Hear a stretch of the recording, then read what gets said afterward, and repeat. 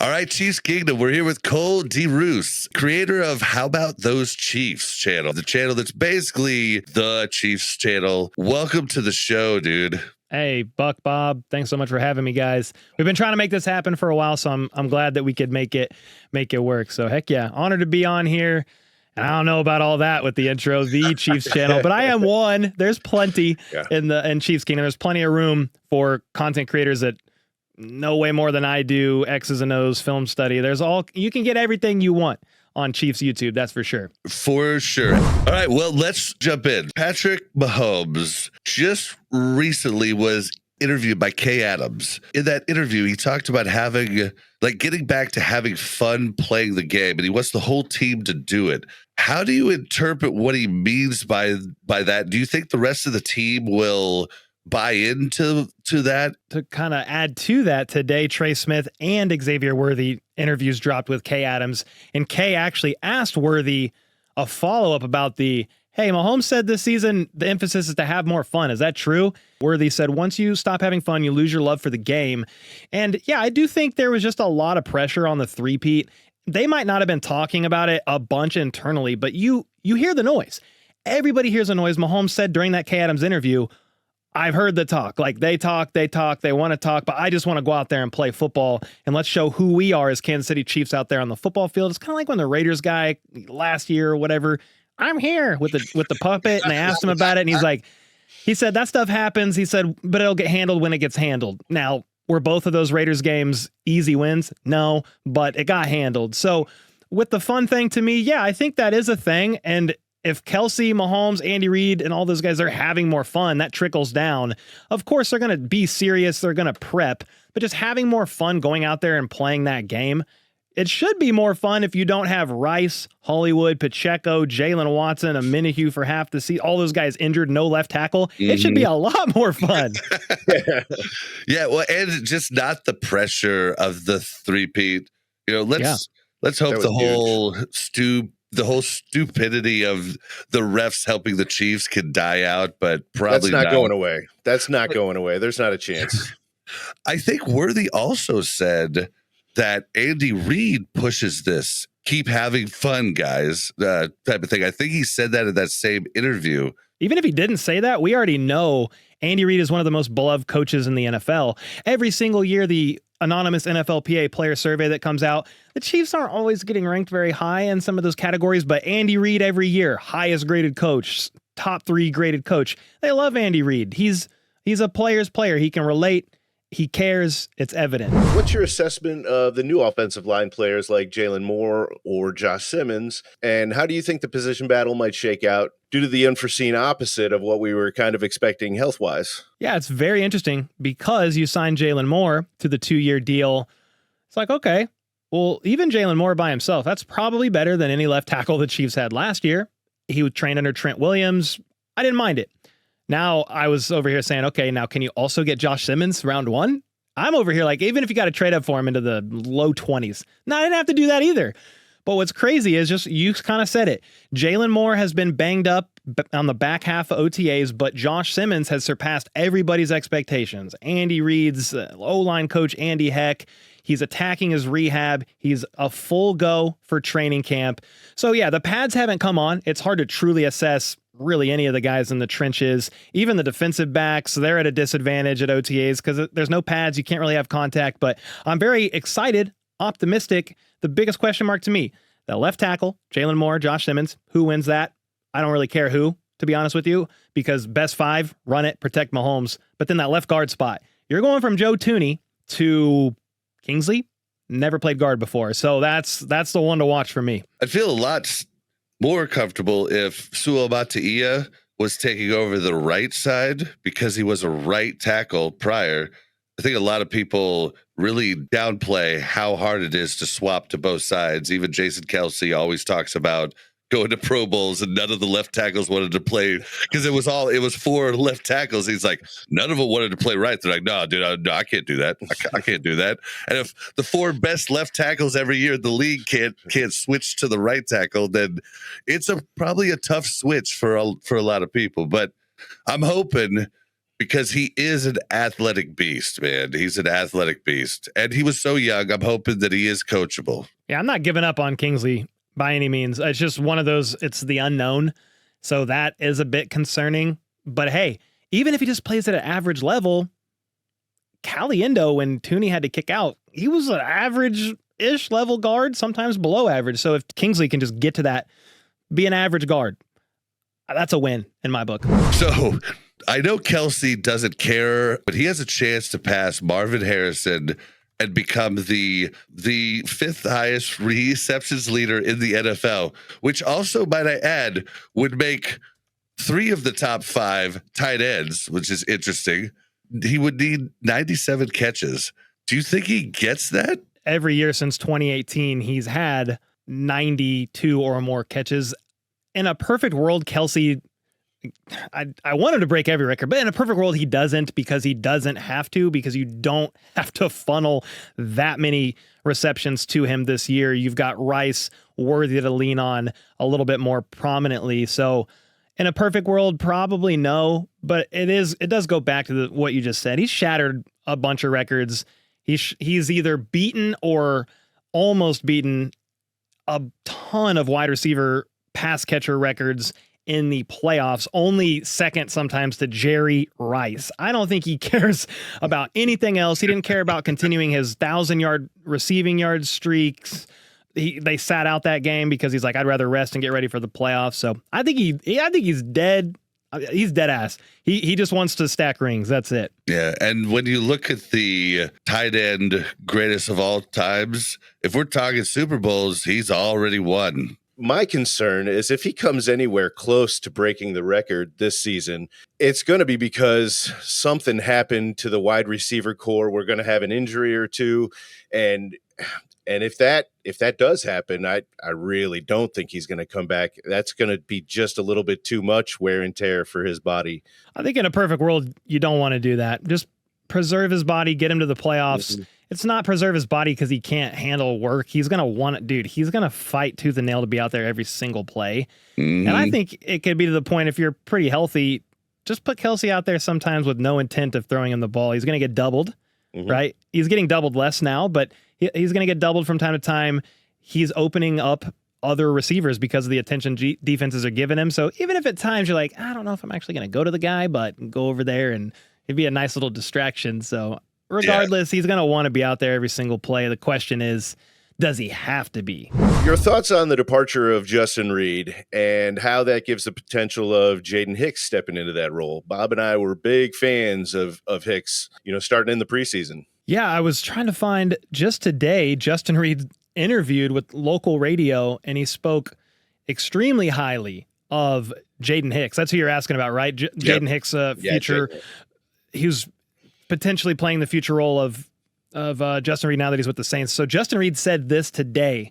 He said, he is damn good. He can tackle. He's athletic. He has all the tools. We saw early on that we had to find a way to put him on the field. So that's a great compliment from your past leader back there in the secondary, in the safety room, who did a lot in that defense. So I am high on Jaden Hicks. It is big shoes to fill. So it is a potential. If I had to pick 2 things I'm watching in particular this year, one on offense, one on defense. One we've already talked about on offense, left tackle, left guard. Then on defense, probably the safety room, although I think Jaden Hicks can handle the weight of it. I do think you might see some rookie, I'm using that in quotes because he's not a rookie, but rookie mistakes, just young guy mistakes out there as he just goes through the growing pains. You're going to have to throw him out there in a bigger role. And I think because the cornerback room has also been upgraded, you can afford to take a little bit of a step down in the safety room.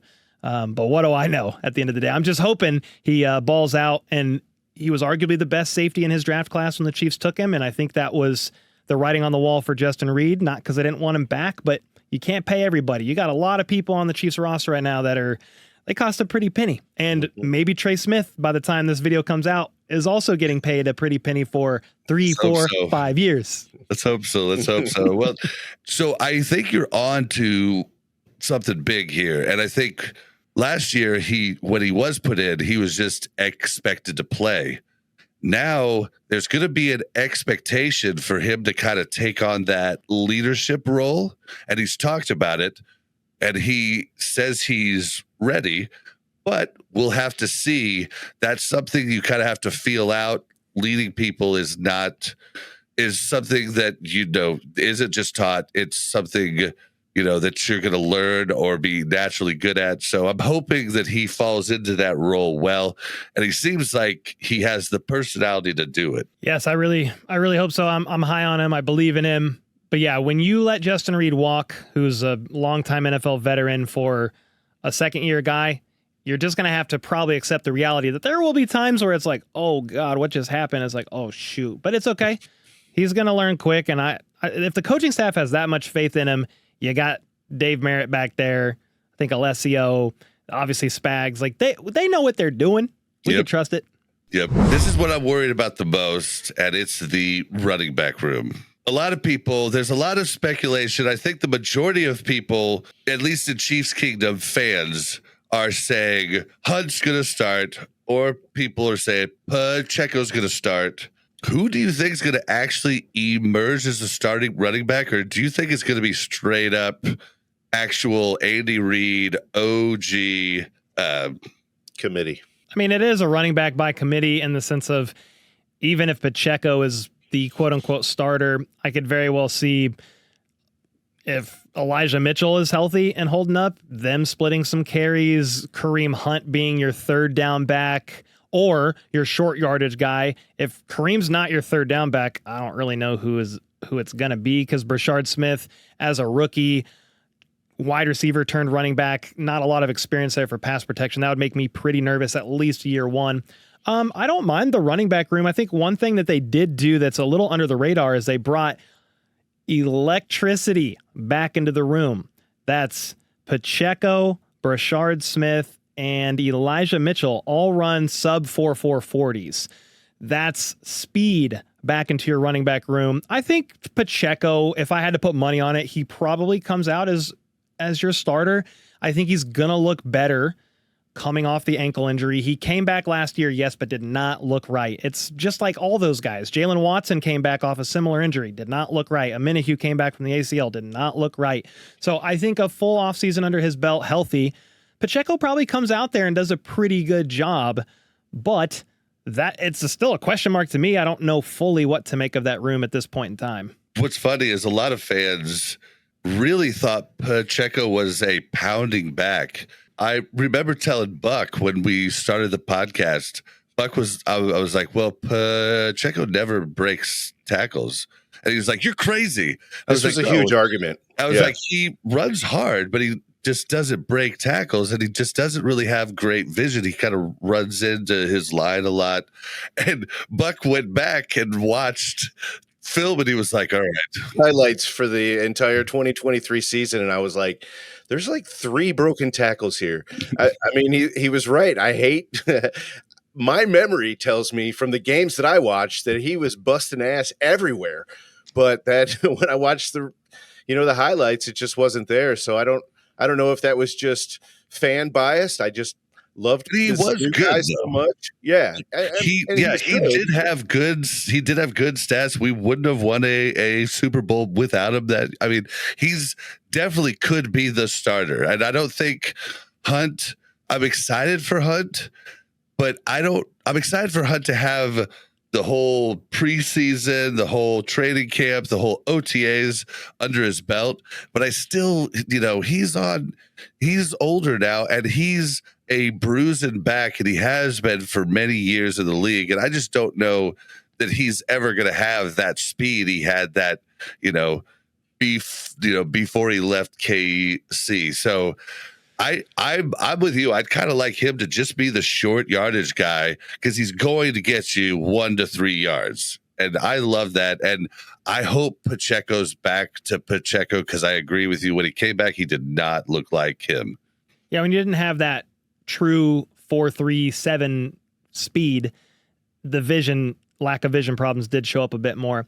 Kareem reminds me, or just going into the season, he kind of is like Travis Kelce to me, in the sense of he could lead the running back room in yards and production, but hopefully you don't have to with him. Full offseason under his belt, he will look better out there, but if you don't have to put a ton of wear and tear on Kareem Hunt, kind of keep him fresh-ish heading into the playoffs. That's the biggest win in my book, is just get there. You know you're going to get to the playoffs. Get there as healthy as humanly possible, and then let it go. Let it loose. Yeah, you also mentioned Brashard Smith. So when he was drafted, Bob compared him to, what was it, Brian Westbrook. Just kind of the way that he's a lower, he runs with a lower center of gravity. He's a former wide receiver, so he's going to be able to catch the ball a lot out of the backfield. He's the same exact size within 10 pounds, height and weight. I just feel like that's a little bit much to expect out of a 7th round pick. It is. So convince me that I'm wrong. Or that he's right. Yeah, I think it's tough to, even just when you're asking other players about, could you be the next this guy or that guy? They say, well, I just kind of want to be the next me, the next myself. And hey, if he can have, I just pulled to double check Westbrook's stats. Like if he could have multiple seasons of 600, 800, even a couple seasons there, 06 to 08 was 1,200, 1,300, 900 yards for a 7th round pick. That's going to exceed expectations. Cause think of like the average fandom and opinion on Pacheco versus CEH. CEH was a 1st round guy who people were very quick to judge because he's a 1st round pick. You really are expecting more production. I did like what I saw from CEH, and then the injury bug hit him and he was never fully able to recover. I like that he gets a second chance over there in New Orleans, but we'll see what happens with that. But with Pacheco, he was a 7th round pick, and you're like, oh, he's got like 900 yards, almost 1,000 yards from scrimmage. I mean, that's freaking fantastic for me, for Brashard Smith. If he is your next Isaiah Pacheco, or not Isaiah Pacheco, if he is your next Jerick McKinnon after this year, gets comfortable in the system, picks up pass protection, and that's your wide receiver turned running back that could protect Mahomes on 3rd down or go out for a pass on a scramble drill or be the safety valve on some of these designed passes to the running backs that they will do sometimes on these 3rd downs. Which we miss. Williams, McKinnon, we miss it bad. Mm. Well, that'll be the biggest win. That's the biggest win for me. If he could be your next, his own player, but style-wise, Jerick McKinnon, you get him in the 7th round on a super cheap rookie deal. That's a big old win. Now, with that being said, you got everybody else on 1-year deals aside from Brashard Smith. So hopefully next year they address it in the draft and maybe bring another guy back on a cheap 1-year deal. That's what they do. They don't put much investment into the running back room. Well, let me clarify just one last thing though. I did give a caveat when I compared him. I said, I think he's going to be like Brian Westbrook in his first couple years. I don't know that he will turn into an actual legit, running back, like straight up number 1 back. But I think he'll be used kind of like his first. I think Brian Westbrook's first year, he had like 200 passing yards, 150 or 200 receiving yards or something like that, 150 rushing yards. It wasn't a ton, but he was useful that first year and a lot in the passing game. And that's what I kind of see them using him as a McKinnon, as a Williams. If he turns into later years Brian Westbrook, I mean, we'll have to look at Brett Veach like he's Nostradamus. I mean, it's just, that'll be nuts. But I think we can get back I think we can get back to that catching from a running back, because I really think that's a huge part of Andy's game. And when that's not there, we had P-Rod. He was great, but he was never going to scare defenses. They were always like, he might get the first down, but I mean, if you go back and look at tape at McKinnon on those, passes to the flat, or even Williams, I mean, they were taking that 30 yards, and that was huge. So I'm hoping we get back to that. But I didn't say he was going to be Brian Westbrook. I just say he reminds me of him coming into the league. Enough. That's all. But yeah, I think you're right. We shouldn't say this is the next so-and-so. They're going to be them. Comparing size and stature is something we like to do, I guess. No, it's what we do. Yep. And it's just hard to predict. Like, it's so unpredictable. Like, people thought Worthy was probably potentially going to be a bust because of his size. And he's already outplayed that for sure. The Chiefs saw something in him, went up, traded for him in the first round, and he had 12 or 13 touchdowns from scrimmage in the regular season and playoffs in his rookie year. And he literally told Kay Adams today, I learned the system so much more, and I can't wait for this year because it's on, basically. Yeah. I loved his mom popping in on the interview too, and talking about how the most proud she is that he's a good person, and then he just happens to be really good at football. I mean, we're stacking the whole team with people like that, and that's the beauty of our team, is just a lot of good, hardworking, good people, and I love it. But speaking of Worthy, if we make it into the season with Rashee Rice, Worthy, and Hollywood, this was the offense they wanted to showcase last year and just did not get to do it all. What's your expectations for that trio of wide receivers? Because mine's through the roof. Yeah, on paper, this is a very good room. Just stay healthy. And I think if I had to put stats on it, I think Rice leads the room. Worthy is behind, not by far. And then maybe Kelce after that. I know we're not just talking, you asked wide receiver room, but just pass catchers in general. Probably Kelce, then Hollywood, potentially. That's kind of where I'm at with it right now. But I do like that trio because in theory, Hollywood is still going to be a really good wide receiver 3, probably one of the better wide receiver 3s in the NFL. Just got to stay healthy. But the way they were using him at training camp, all of that before he got hurt, went down due to that freak sternoclavicular dislocation, he was looking great. So I am very optimistic, and I do think it's going to help play a role in the offense looking more explosive again, especially if that line holds up. And then all the talk about Mahomes regressing, no longer in his prime, no longer QB1. No, like that should probably hope it's not going to fully go away, but if he puts up 35 touchdowns and 4,500 yards, like that's a great season. I would take it. So I don't even know who's going to beat number one. I would say if I had to guess number one, I would say Rashee Rice, just because he was looking like he was going to be a top 5 wideout in the league. And if he's not suspended, that's my caveat. If he's not suspended, I don't think he will be at this point in time. But if he's not, Rice is wide receiver 1 in production, I think. That would be my guess. But with this room, I don't even know, because you talked about Kelce too. I think all 4 of those guys, they know the drill now. They know that the play's never over. And so Kelce, Worthy talked about how Kelce was one of the best teammates he had ever worked with, right? And he talks about how he's like, well, this, you could have done this extra, so he's been doing that with Rice.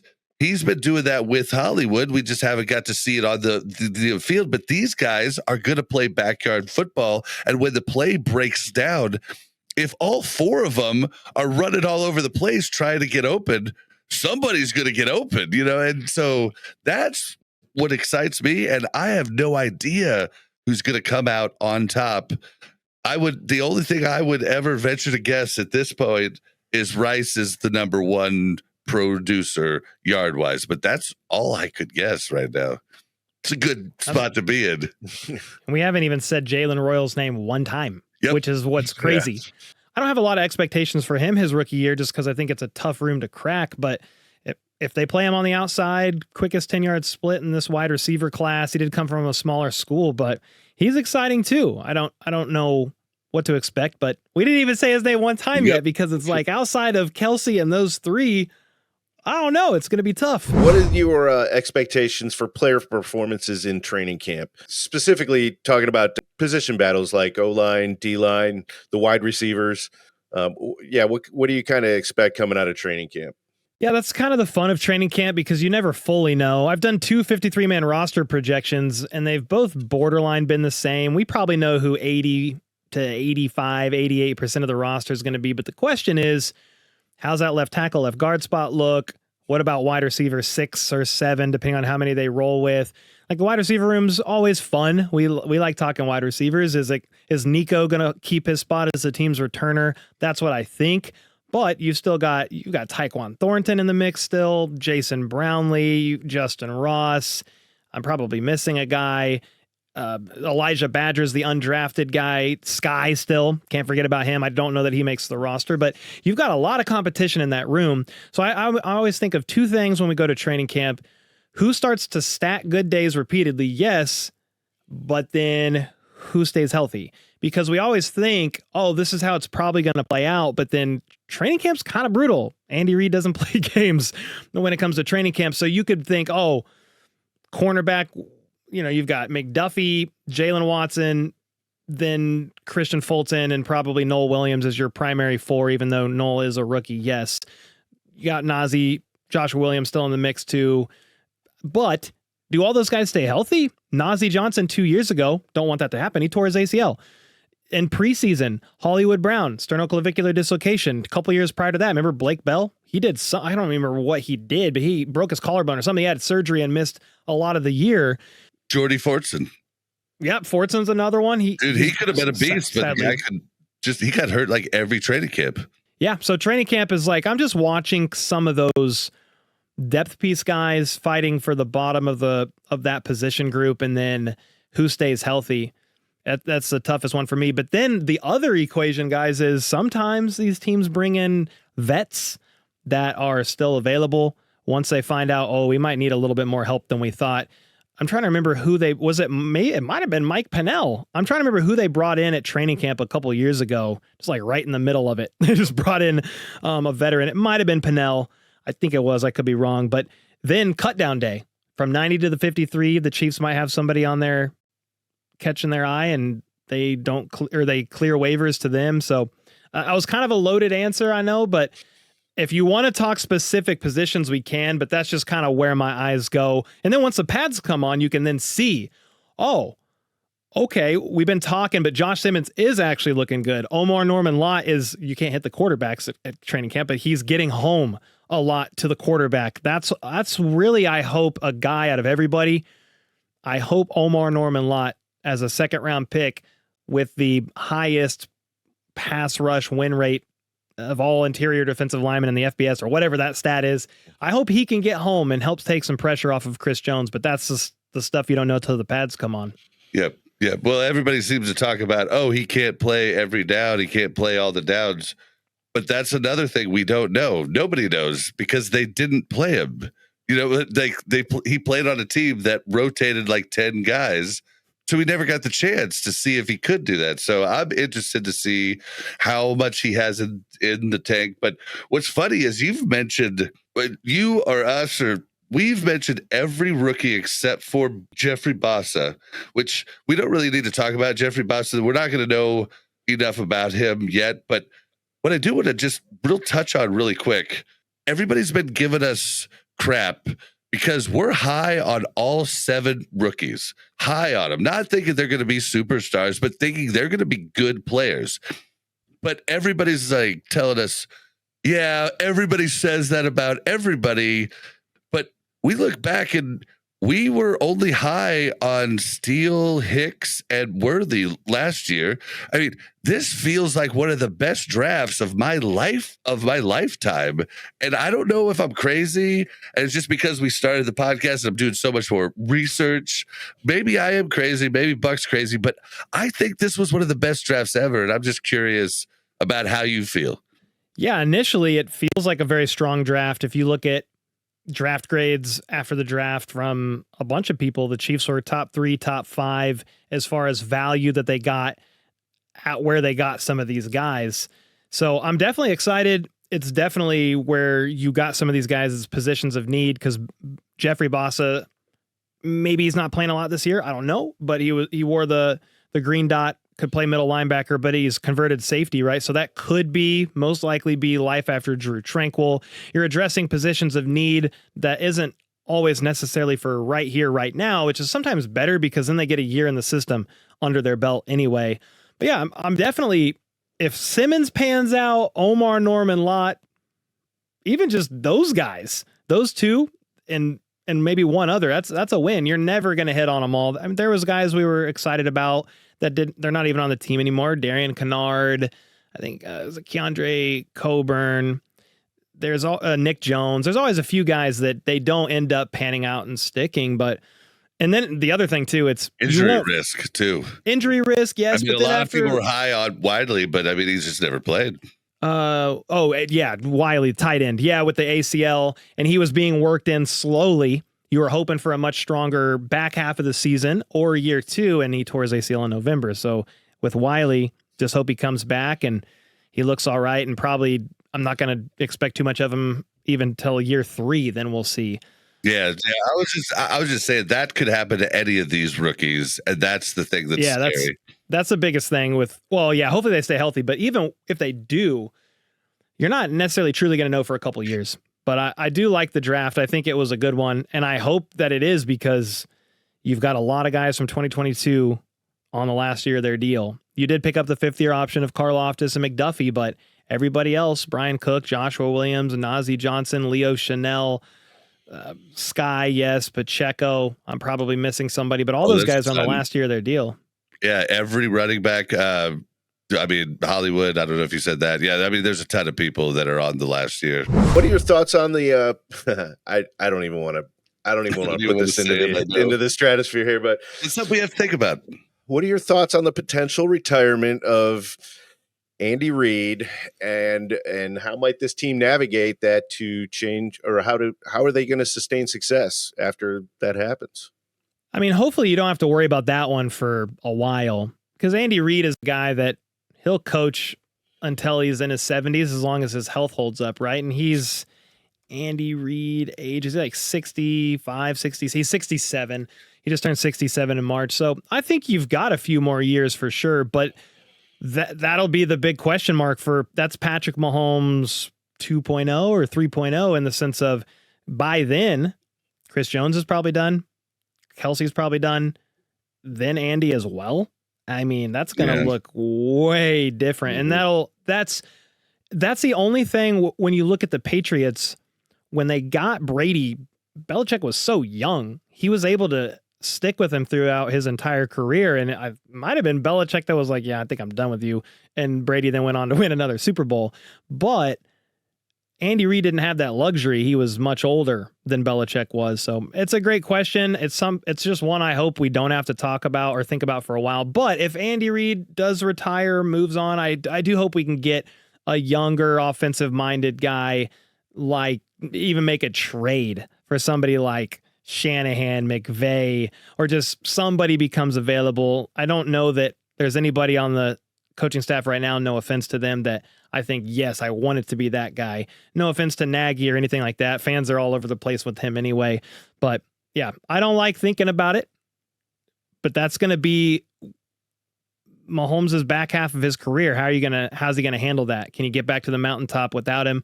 I will say this, what people will do to discredit Patrick Mahomes is say, well, Andy Reid, he's the best coach in the game. And I think he is a fantastic coach, but Andy Reid pre-Mahomes was 1-4 in the playoffs with no Super Bowl wins in his career. Now, he made multiple NFC championships, brought the best out of some of his quarterbacks, but with Alex Smith, 1-4 in the playoffs, and Mahomes has won like 17. So I think you'll be in a good spot as long as Mahomes is your quarterback, but it has been a great tandem. Those guys work together really well. I don't like thinking about life after Andy Reid, to be honest with you. Yeah, you mentioned Shanahan there too, and I just, man, that brought a little tickle to my stomach thinking about a Shanahan coaching in Kansas City. That would be amazing. Well, and a lot of people like to do that thing. Oh, it was all Brady. Oh, it was all Belichick. Oh, it was all Andy Reid. Oh, it was all Patrick Mahomes. But the truth of the matter is, it's just like great shows with two hosts. It's a team thing.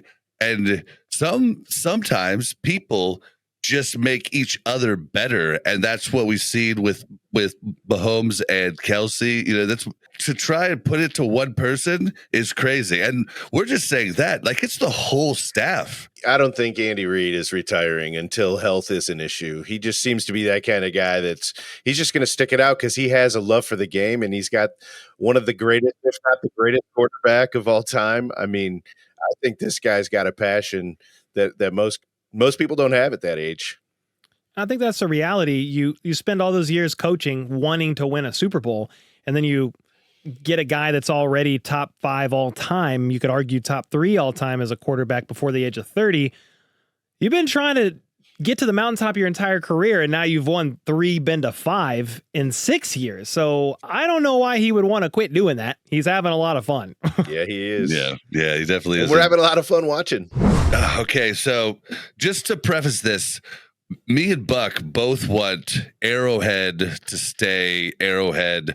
I would love for him to put that rolling roof on that they talked about years back, and I want him to put it up for all their different concerts, all the different things that Clark wants to run. Let them do that. But when it's snowing, when we're playing a game, I don't want it covering the stadium unless it's for the Super Bowl and we have to do it. I want to keep us outside. I respect the Bills so much for keeping theirs outdoors.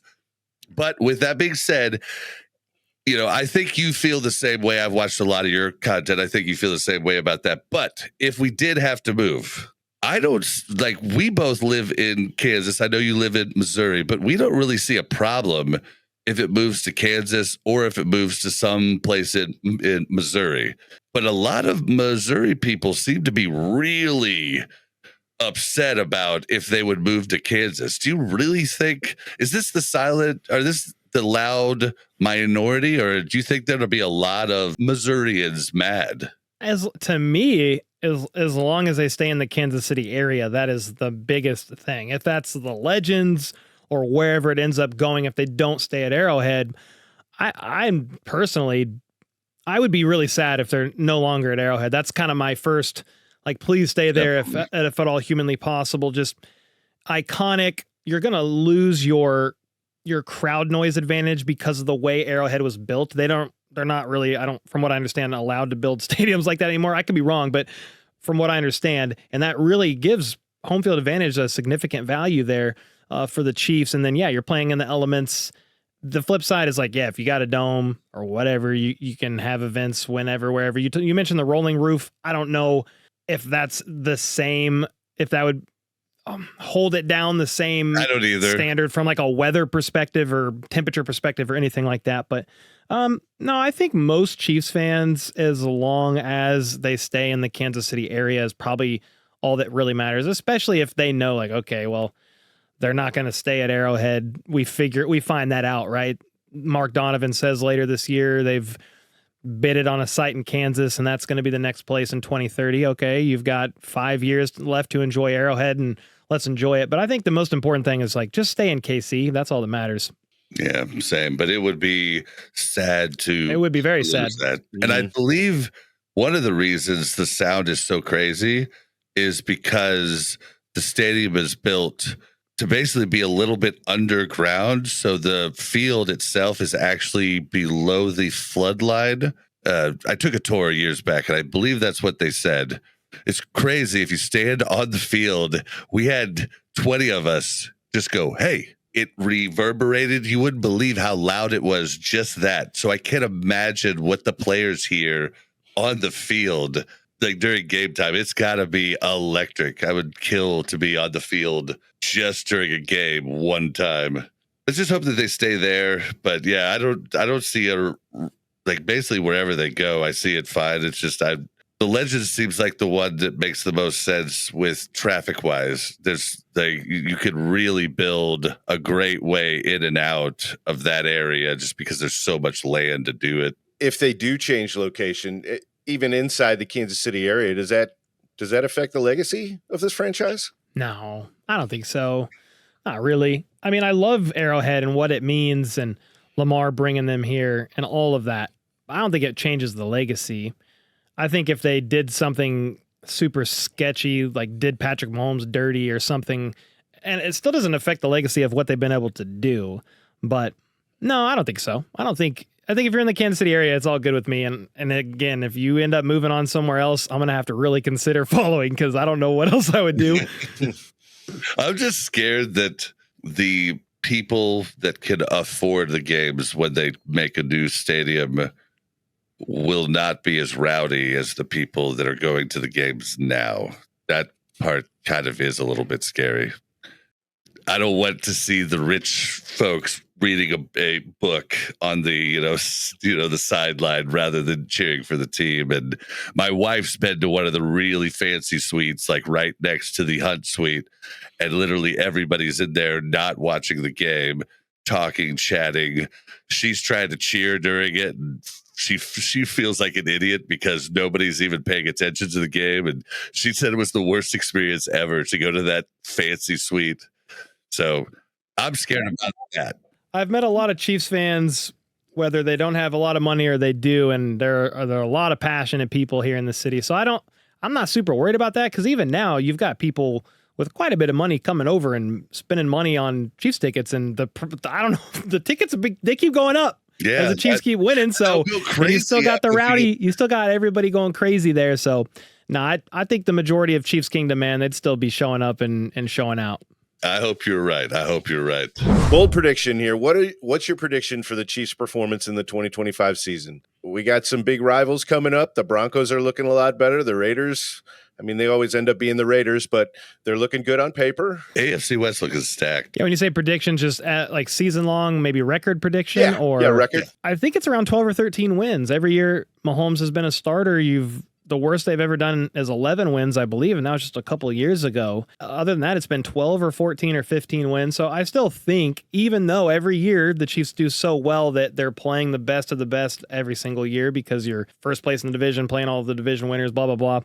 You're rotating divisions from the NFC and still playing the best of those too. So I still think they're going to win 12 or 13 games, still probably win the West, but you guys kind of said it. The AFC West is getting better. Getting competent coaching does a lot.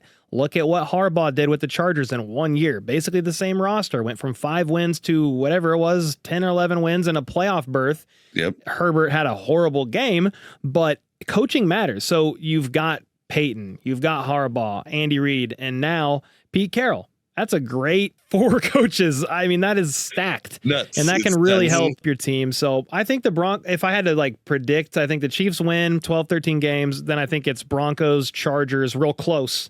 But Broncos second, Chargers, and then Raiders, they are in fourth. But they're just in a tough division right now. I'm a crazy person. I think the Raiders are going to be second. That would be crazy. But hey, anything could happen. I think they were a lot more talented on the team than people really think. And I think Genty, Bowers, Geno is an upgrade, Pete Carroll's an upgrade. I think it could be. We'll have to see. They also have an easy schedule, so I don't know. We'll have to see, but I'm probably wrong on this. I'm the only one I think that I've heard say that.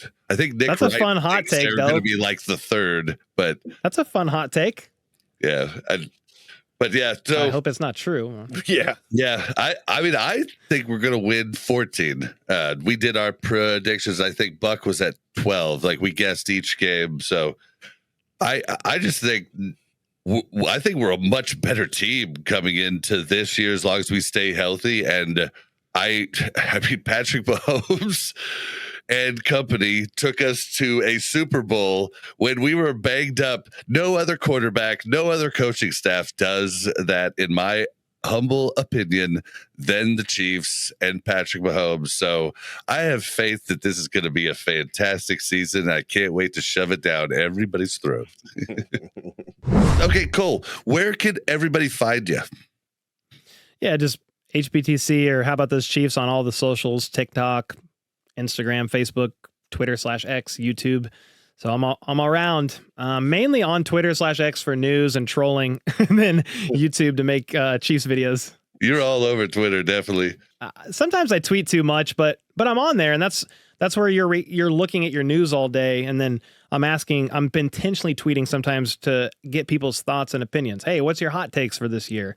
Hey, this guy said there's no way Nico Remigio makes the roster because doesn't do anything on offense. What are your thoughts on that? I just like to get the grid of Chiefs Kingdom. So, but heck yeah, I appreciate you guys having me on. I don't do a lot of interviews, not because I'm above them, but it's just time is there's only so much of it during the day, but you guys have been you guys have not only asked several times nicely, but you've been supporters of the channel and you've been around. I've seen the membership renewals, the donos, the engaging in the live stream, and I don't ever expect that.